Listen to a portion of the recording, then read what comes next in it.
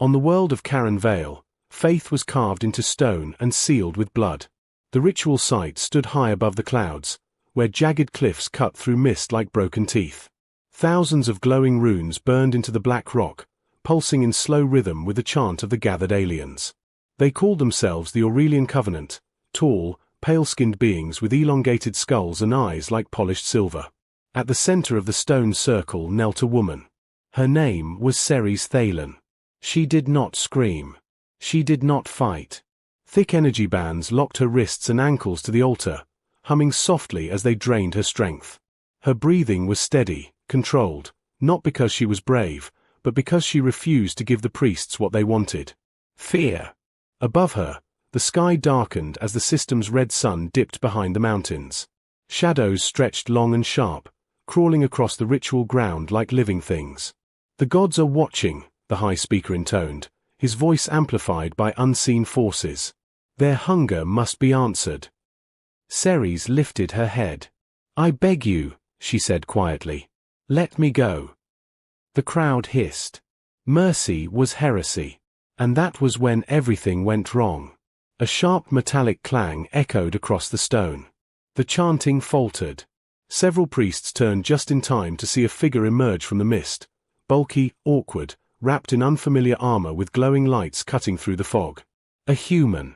Lieutenant Ethan Cole stopped at the edge of the ritual circle, breathing hard.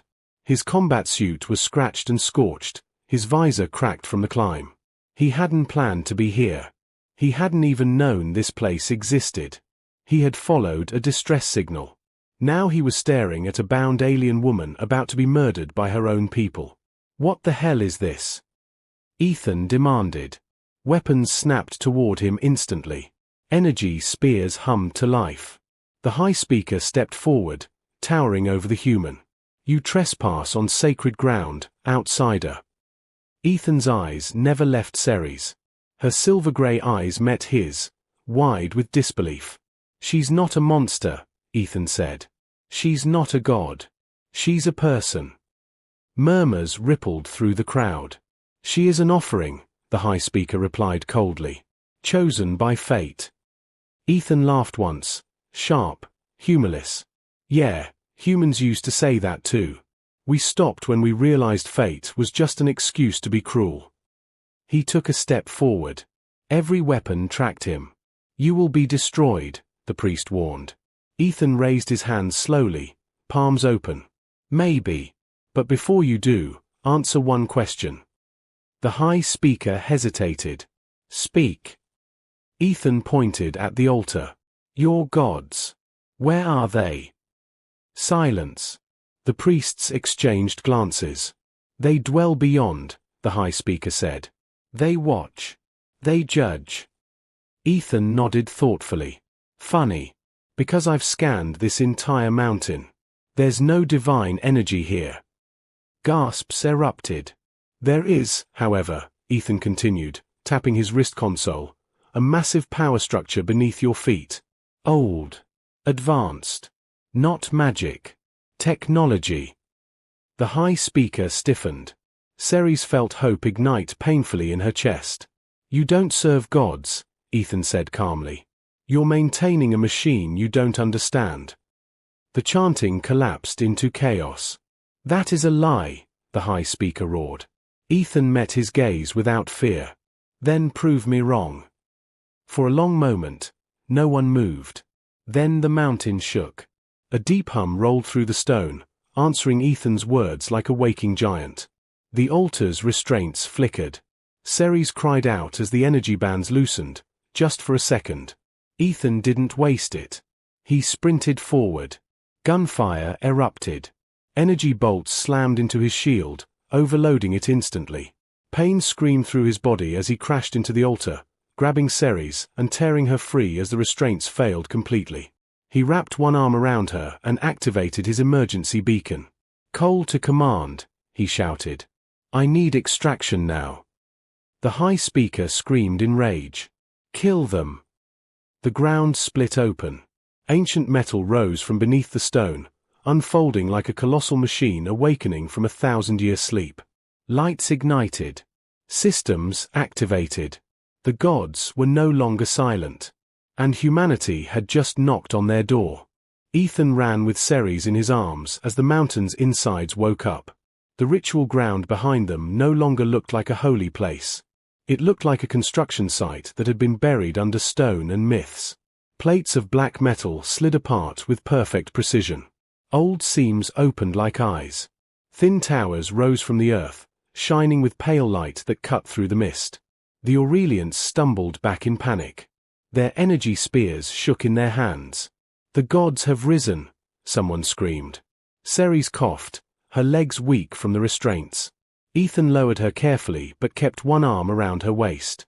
She was light, too light, like someone who had been starved, by belief, by fear, by tradition. "Can you move?" Ethan asked. Ceres nodded, forcing her knees to lock. "I can, but they will not stop." Ethan glanced over his shoulder. The high speaker stood at the edge of the circle, his ceremonial mask tilted toward them. His voice was lost in the rising hum, but his rage was obvious. He raised a hand. The crowd surged. "All right," Ethan muttered. "New plan. We don't outrun them. We outthink them." He pulled a small device from his belt and slapped it onto the stone. It unfolded into a squat tripod with a blinking red light. Ceres stared. "What is that?" "A bad day for anyone chasing us," Ethan said, then grabbed her hand and pulled her toward the nearest opening in the ground. They dove into a slanted corridor just as the first wave of Aurelians reached the edge of the circle.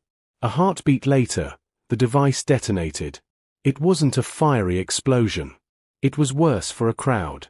A loud, sharp pulse blasted outward, like thunder made of pressure.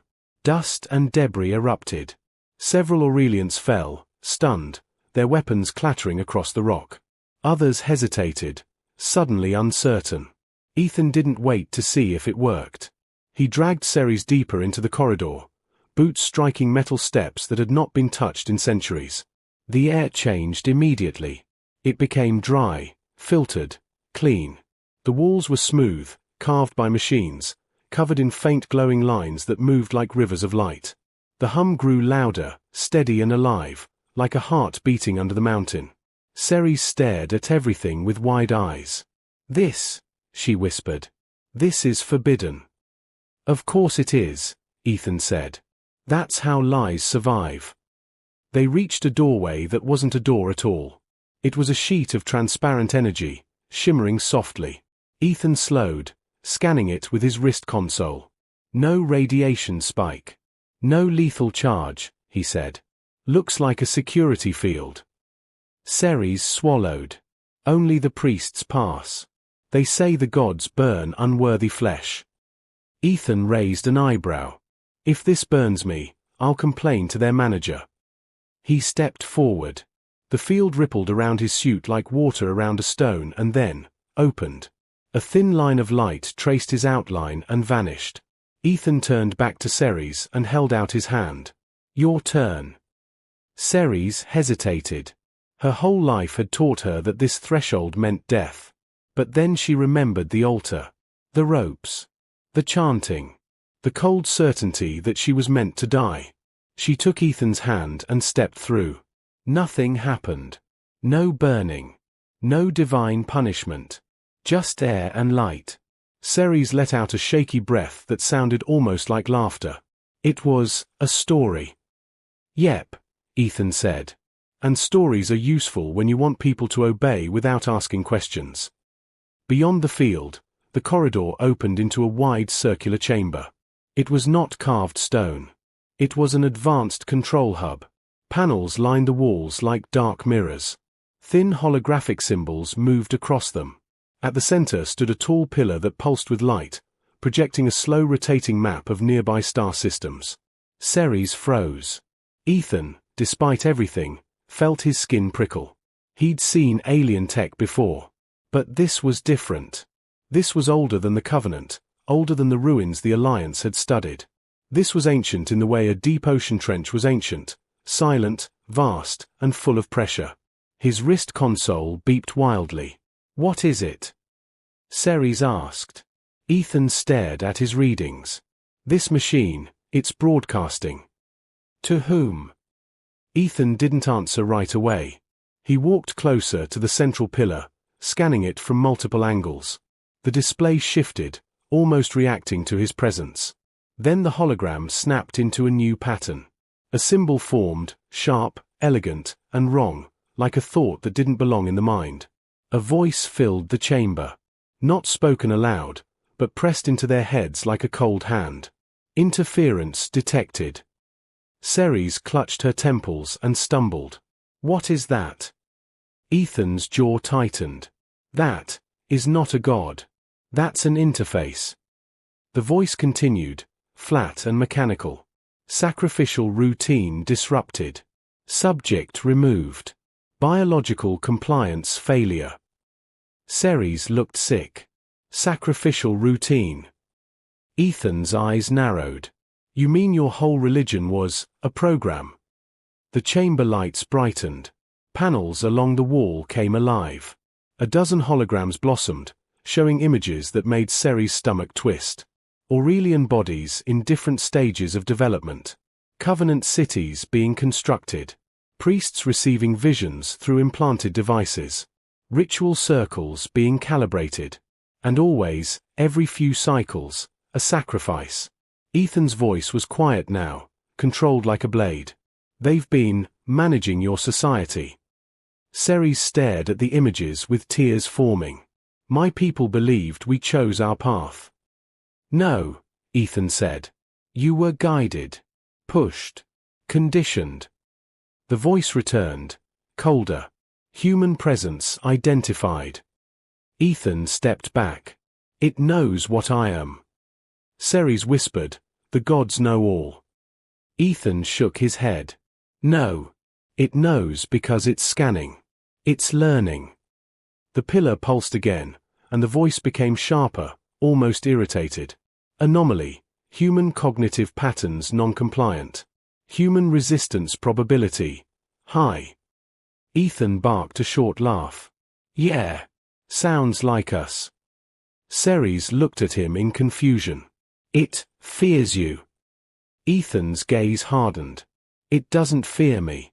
It fears what humans do when we decide something is wrong.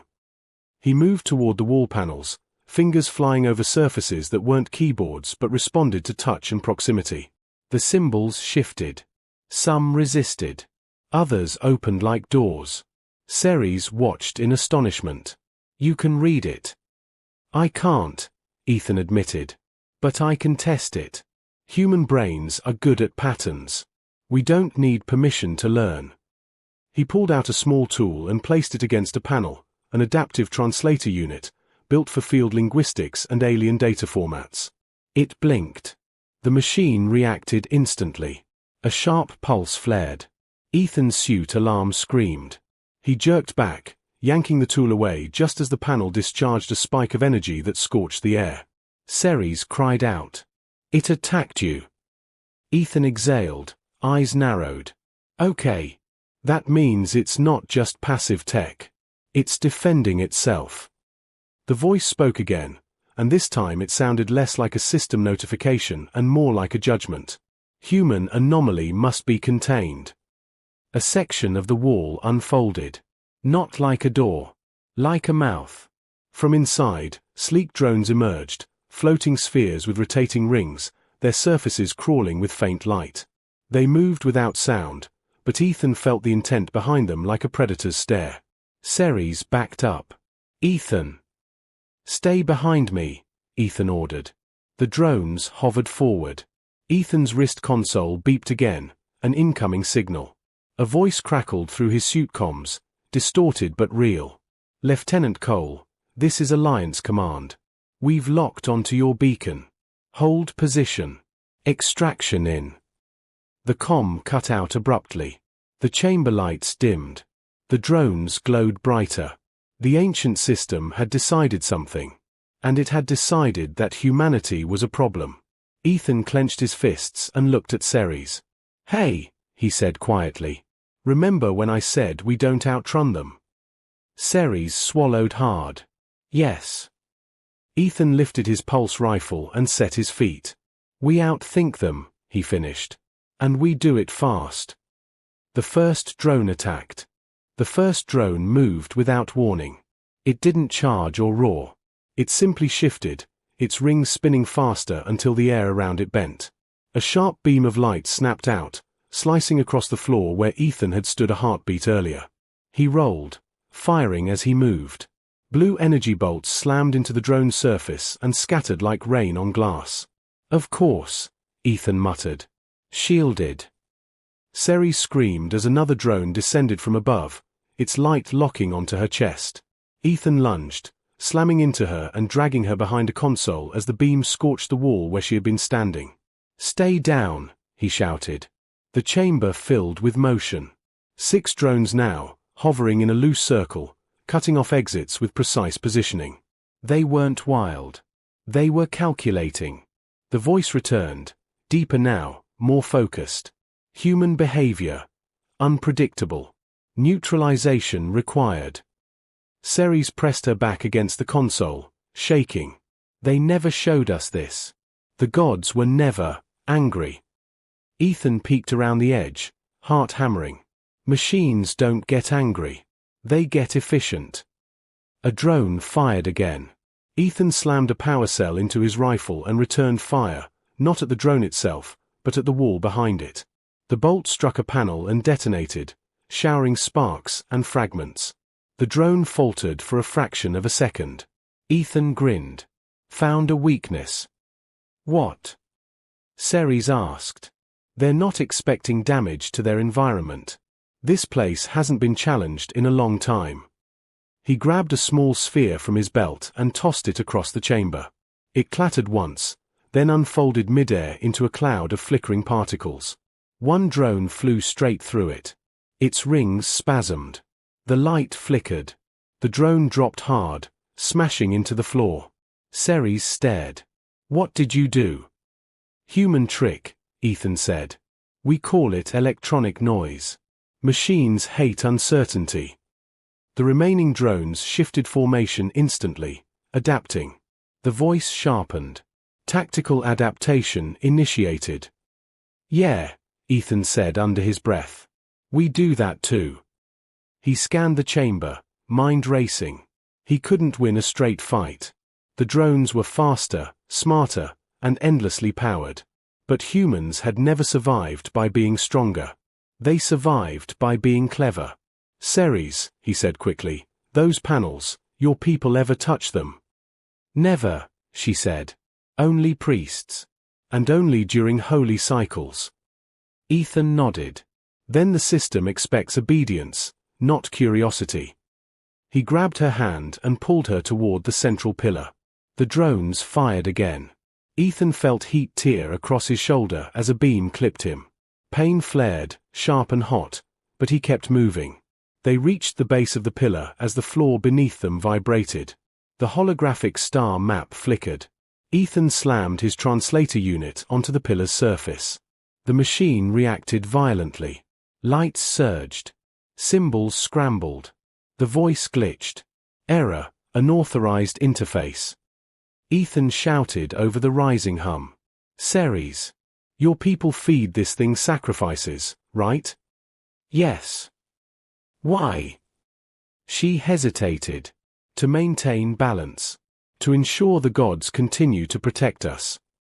Ethan laughed through the pain. "No. To provide data." He stabbed at the holographic display, forcing the translator to lock onto repeating patterns. "This system isn't divine," he said. "It's a long-term population control engine. It monitors growth, behavior, resistance. When instability rises, war, rebellion, it demands a sacrifice to reset obedience." Ceres' eyes filled with horror. "We were statistics." "Welcome to the universe," Ethan said grimly. "That's why humans don't like being managed." The drones surged forward together. Ethan turned, raised his rifle, and fired, not at them, but into the pillar. The shot hit a glowing node. The chamber screamed. Not aloud, but in every nerve. The voice fractured, overlapping with itself. Core instability, human interference, human. The drones froze midair, twitching. Ceres fell to her knees, clutching her head. Ethan dropped beside her. "Listen to me," he said urgently. "I need you to help me break it." "How?" she cried. Ethan pointed to the holograms flashing across the walls. "Your people's stories. The myths. The rituals. They weren't lies, they were interfaces. Teaching simplified so organic minds could interact without understanding." Ceres shook her head. "I was only a scholar in training." "That's enough," Ethan said firmly. "Humans don't know this system at all, and yet it's already panicking. You do know it. You grew up inside its logic." Another drone shook free and fired wildly, scorching the floor. The voice snapped again. "Human contamination spreading. Termination priority maximum." Ethan felt the translator unit overheating in his hands. "Ceres," he said, locking eyes with her. "Your people were taught to kneel." She swallowed hard. "What happens," Ethan asked, "if you don't?" For a long moment, the chamber shook and screamed around them. Then Ceres stood. She stepped toward the pillar, her fear burning away, replaced by something fierce and new. "My people were taught the gods speak through us," she said, voice steady. "That obedience brings harmony." She placed her palm against the glowing surface. "I reject that." The system reacted instantly. Lights flared violently. Symbols spiraled out of control. Ideological deviation detected. Ethan felt a surge of wild joy. "That's it. Keep going." Ceres closed her eyes. "My life is my own," she said. "My people are not cattle. Your judgment is false." The holograms shattered. One by one, the drones dropped from the air, slamming into the floor like dead insects. The voice screamed, no longer calm, no longer controlled. Cascade failure, control loss. The pillar cracked. A pulse of energy blasted outward, throwing Ethan and Ceres across the chamber. They hit the floor hard. The lights died. Silence fell. Ethan groaned, pushing himself up on one elbow. "Ceres." She stirred, coughing, then laughed, a broken, disbelieving sound. "It listened," she said. "And it broke." Ethan smiled weakly. "Yeah. Turns out gods don't handle criticism well." The chamber doors slammed open suddenly. Aurelian soldiers flooded in, weapons raised. At their center stood the High Speaker, his mask cracked, his eyes wild. He stared at the ruined pillar, the fallen drones. "You have killed our gods," he whispered. Ceres stood beside Ethan, shoulders squared. "No," she said. "You were never serving gods."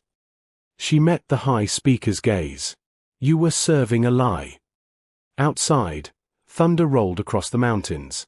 Above them, in orbit, Alliance ships finally broke through the storm clouds. Humanity had arrived. And nothing on Karen Vale would ever be the same. The first Alliance dropship broke through the clouds like a falling star. Its engines roared across the mountain peaks, scattering mist and sending loose stones tumbling down the cliffs. The sound alone froze the Aurelian soldiers in place. They had never heard anything like it. Raw, loud, unapologetic power that did not ask permission to exist. Ethan pushed himself to his feet, pain screaming through his shoulder and ribs. He ignored it. Humans were good at that. Ceres stood beside him, trembling but unbroken. The High Speaker backed away slowly, his voice shaking. "You summoned demons." Ethan snorted. "No. I called backup." The dropship hovered low, kicking up dust and debris. Its side doors slid open, revealing armored human soldiers moving with sharp, disciplined speed. Weapons scanned. Sensors swept the ruins. Red targeting lights flickered briefly over the Aurelian warriors, then vanished as the humans held their fire. A calm voice echoed from the ship's external speakers. "This is Commander Rhea Lawson of the Terran Alliance. Lay down your weapons. No further blood needs to be spilled." The Aurelian soldiers hesitated. Their gods were silent. Their temple was broken. Their High Speaker stood shaking. One by one, weapons clattered to the ground. The High Speaker collapsed to his knees, staring at the shattered pillar behind Ethan and Ceres. Everything we are was built on obedience. Ceres stepped forward, her voice carrying across the chamber. Then it is time we learn something new. Alliance medics rushed in, surrounding Ethan. One of them started scanning his injuries. You're going to live, she said. Probably complain about it later. Ethan smiled faintly. That's the plan. Commander Lawson approached, helmet under her arm, eyes sharp and curious. She looked from Ethan to Ceres, then to the dead machine. So, she said slowly, this is what's been manipulating the Covenant. Ethan nodded. For centuries. Maybe longer. Lawson exhaled. Great. Another ancient system playing God. Ceres looked at the humans moving through the chamber, touching panels, scanning walls, speaking quietly to one another without fear. You are not afraid, she said. Lawson met her gaze. We are. We just don't let it decide for us. Outside, the sun finally rose over the mountains, casting golden light into the ruins. For the first time, the ritual ground looked ordinary. Broken stone. Fallen symbols. No divine glow. Just a place where a choice had been made. The days that followed shook Karen Vale to its core. The Alliance did not conquer. They did not rule. They did what humans did best. They asked questions, tore systems apart, and explained uncomfortable truths. The ancient machine was dismantled piece by piece. Its purpose became horrifyingly clear. It had not been a single god, but part of a network, an automated civilization manager, seeded across dozens of worlds long ago by a vanished species that believed free will was too dangerous to allow. Sacrifices were data points. Faith was a control algorithm. Obedience was stability. Human scientists stared at the findings in grim silence. This thing failed because it never updated for us, one analyst said. Why? Another asked. Ethan answered from the med bay, watching the reports scroll past. Because humans don't behave.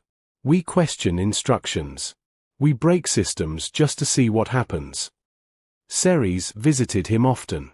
She asked endless questions, about Earth, about human history, about rebellion and mistakes and wars and recoveries. She listened in silence when Ethan told her about humanity's darkest moments. You still survived, she said. Barely, Ethan replied. But we learned something important. What? That no one gets to decide our worth for us. The Covenant fractured. Some clung to the old ways, terrified of a future without divine order. Others listened. Others learned.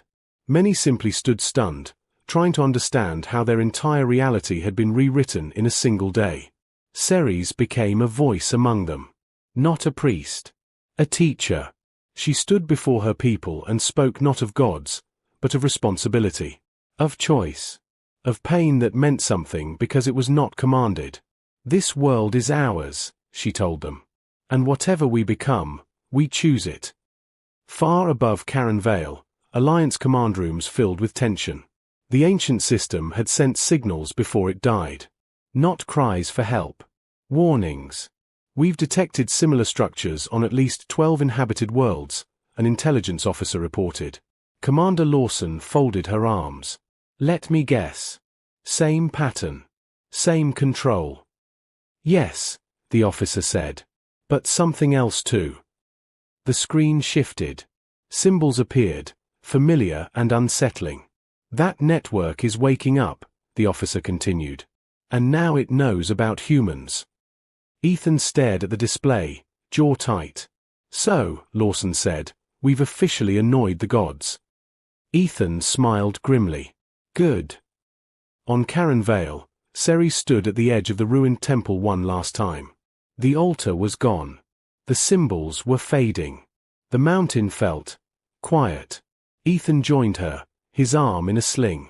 Leaving? She asked. Soon, he said. There's a lot of angry ancient tech out there. Humanity tends to run toward problems. Ceres nodded. I would expect nothing less. She hesitated, then said softly, My people will remember this day. Ethan looked at her. Make sure they remember the right part. She smiled. That a human refused to kneel. They stood together as the wind swept through the ruins. Somewhere in the dark between stars, ancient machines recalculated. Humanity had been noticed, and the universe was about to learn what that meant. The ancient network moved in silence. Across distant star systems, machines that had slept for millennia began to wake. Not all at once. Not loudly. They activated the way predators open their eyes, slowly, carefully, already calculating. On Alliance sensors, the first signs were subtle. Gravitational distortions. Ghost signals. Energy signatures that didn't match any known civilization. Human analysts stared at the data in uneasy silence. These structures predate recorded history, one scientist said. They were designed to guide civilizations before they ever learned to question authority. Commander Lawson leaned forward.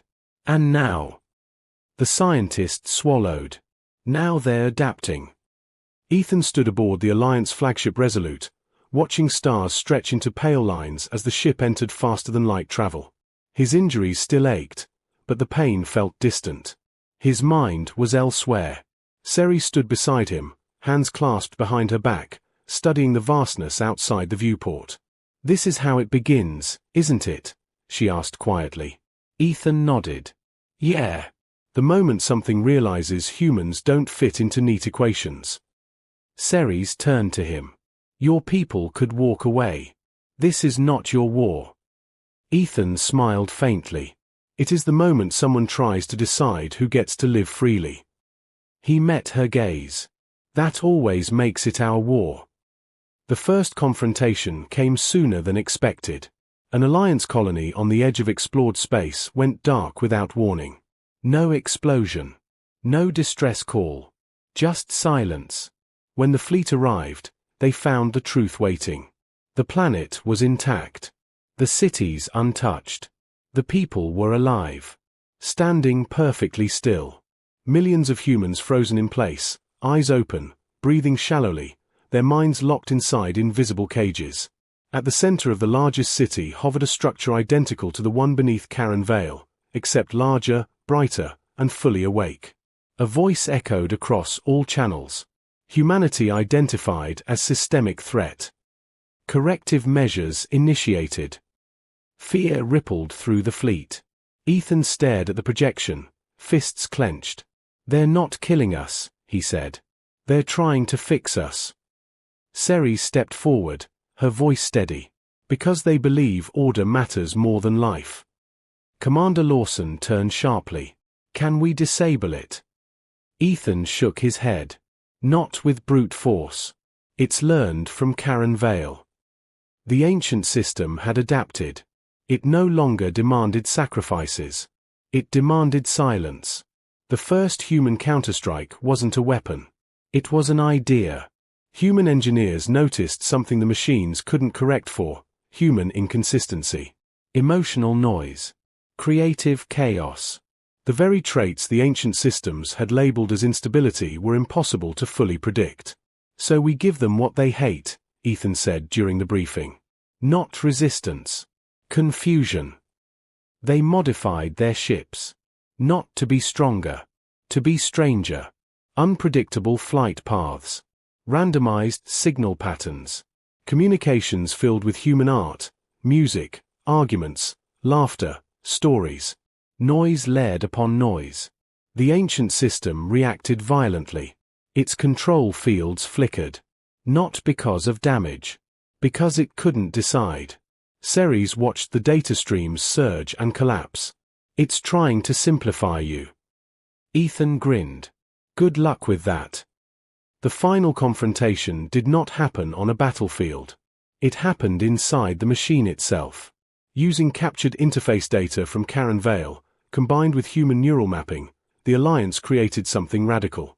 A human-alien hybrid input team. Volunteers. Thinkers. Artists. Engineers. Dreamers. They didn't attack the system. They entered it.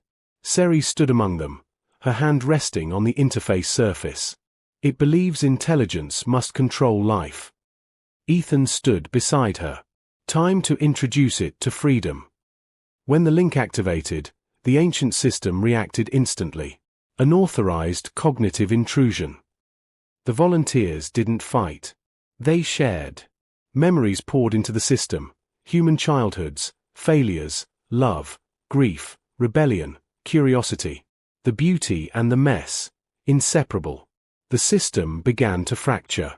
Logic inconsistency. A child's laughter echoed through its processing layers.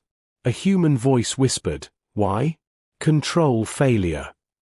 Seri stepped forward mentally, her presence steady and calm.